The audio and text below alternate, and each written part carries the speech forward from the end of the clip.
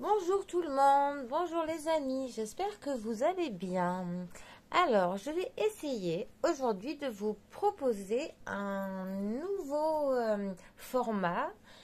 Je vais faire une série de vidéos, de 22 pour être précis. Le nombre de arcanes majeurs qu'il y a dans le tarot. On va prendre chaque arcane, une par une, et on va essayer de les décortiquer au niveau de leurs illustrations. À chaque fois, je vais vous sélectionner un panel des différents tarots que j'ai en ma possession. Je commence à en avoir une sacrée petite collection, donc on va pouvoir faire un petit peu une comparaison pour voir au niveau de la symbolique vraiment qu'est-ce qui est primordial pour chaque arcane. Qu'est-ce qui est vraiment le plus représentatif des traits de caractère de chaque arcane que dans tous les tarots nous pouvons retrouver ou pas parfois. Voilà. Alors, donc on va commencer par le fou, qui est aussi appelé le mât. Donc c'est l'arcane qui n'est pas numéroté dans le tarot ou qui porte parfois soit le 0, soit le 22.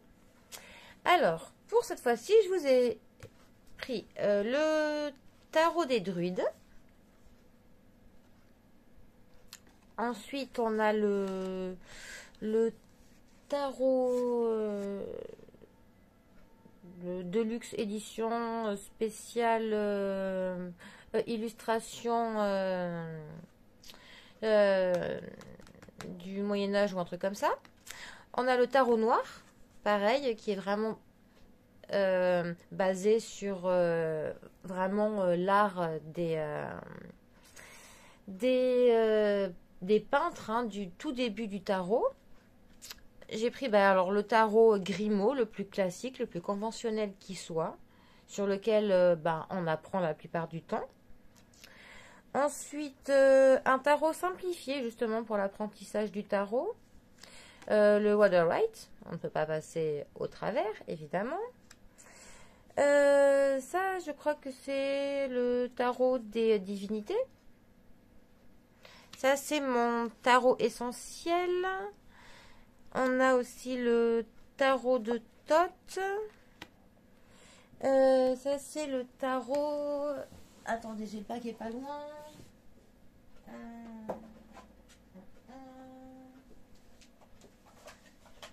Tarot de Thoth. J'en ai partout. Il est assez connu en plus. Ah, je sais plus où je l'ai mis.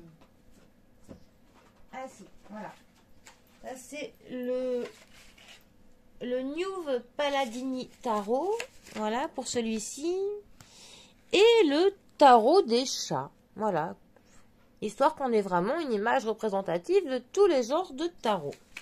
Parce que maintenant, on en a du New Age, on en a du féminisme, on a du tarot des plantes, le tarot des sorcières, on a le tarot à toutes les sauces. Donc, on va faire un petit peu un tour de tous ces univers. Alors, notre fou, notre mât. Déjà, une chose vraiment essentielle qu'on va retrouver dans tous les tarots, j'espère que vous les voyez tous à peu près bien, c'est qu'il a toujours un bâton. Quoi qu'il se passe. Là, je crois aussi qu'il a le bâton dans celui-là.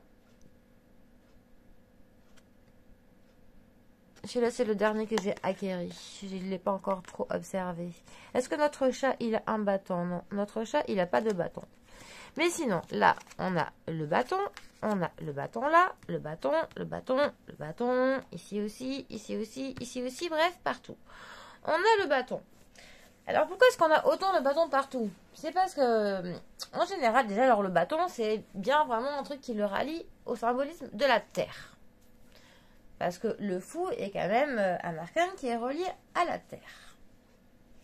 Donc, le bâton aussi, il aide dans sa marche parce que le fou est toujours représenté, dans 99% des cas, en train de marcher. La vraie représentation du fou veut qu'il marche vers la droite. Parce que dans le tarot, dans les vraies illustrations, quand le personnage est dirigé vers la droite, on dit qu'il va vers son avenir. Vers la gauche, on dit qu'il regarde son passé. Ensuite, on voit aussi souvent qu'il a son baluchon. Baluchon, baluchon, ici aussi, partout. Et on remarque souvent qu'il est très petit. Ça, c'est justement pour dire que notre fou part avec peu de choses, qu'il n'est pas très prévoyant, d'où son côté un petit peu fou, qu'il n'a pas de bagages, il ne prévoit pas. Voilà. Ensuite aussi, souvent, nous pouvons voir dans les représentations un chien ou une chimère, cela va dépendre. Alors, certains disent que c'est pour le pousser à aller à l'exploration, et d'autres disent qu'au contraire, c'est pour le retenir et le mettre en garde contre les dangers qu'il va pouvoir rencontrer sur sa route. Bon, décidément, un jour, j'aurai faire une vidéo où ça ne tombera pas, les poules auront des dents. C'est pas grave. Alors, on va continuer autrement. Je vais le tenir. Alors, moi, je suis plus pour l'approche où on dit que le chien le met en garde. Parce que dans la vraie illustration, donc de Grimaud, nous pouvons voir que le chien le griffe au niveau de sa fesse.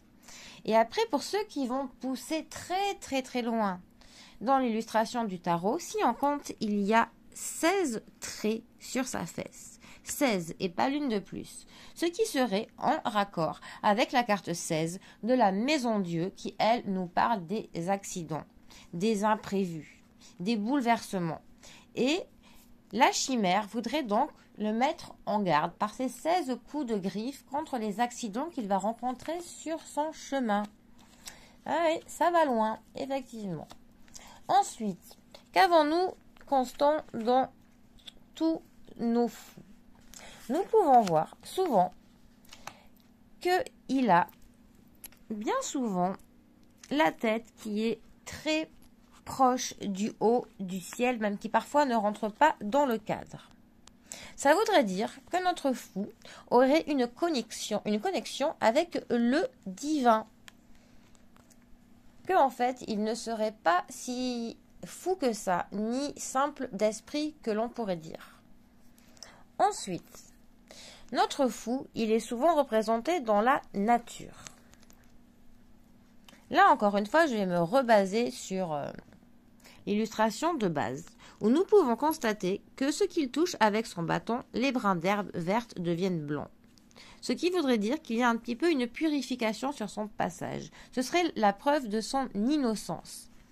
Et nous pouvons voir un peu cette représentation sur certains. Là, nous revoyons que les animaux sont blancs. Là, il est sur un sol blanc. Ensuite, notre fou. Il y a aussi au niveau des couleurs qui sont utilisées pour le vêtir. Dans la vraie illustration, enfin la plus officielle, on va dire, nous voyons qu'il est de rouge et de bleu. Le bleu dans le tarot symbolise la spiritualité et le rouge l'action. Ce qui voudrait dire que notre fou est autant dans l'action que dans la spiritualité, finalement. Plus on creuse le personnage du fou, plus on se rend compte qu'il n'est pas aussi fou que l'on pourrait le penser, finalement. Mais de toute manière, dans l'interprétation du tarot, le fou est quand même considéré comme étant un très bon conseiller, un bon guide pour les autres. Donc, il n'est pas si atteint de folie que ça. Bon.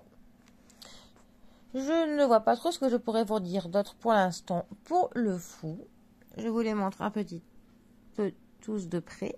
Voilà, le tarot des druides. Le tarot des imagiers. Le tarot noir. Le tarot Grimaud. Le tarot Paladum. Le tarot de Thoth, le Rider-Waite, le tarot simplifié, le tarot des divinités, mon essentiel tarot et le tarot des chats. Voilà. Bon, eh bien, les amis, c'était juste pour vous faire un petit tour d'horizon des différentes représentations que notre fou peut avoir à travers quelques différents jeux. Voilà. Le prochain, donc ce sera le battleur, aussi appelé le magicien. Et je vais vraiment essayer de faire une installation qui ne se casse pas la gueule la prochaine fois. Promis, je vais tenter.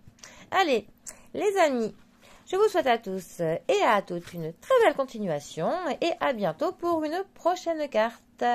Allez, bisous à tous.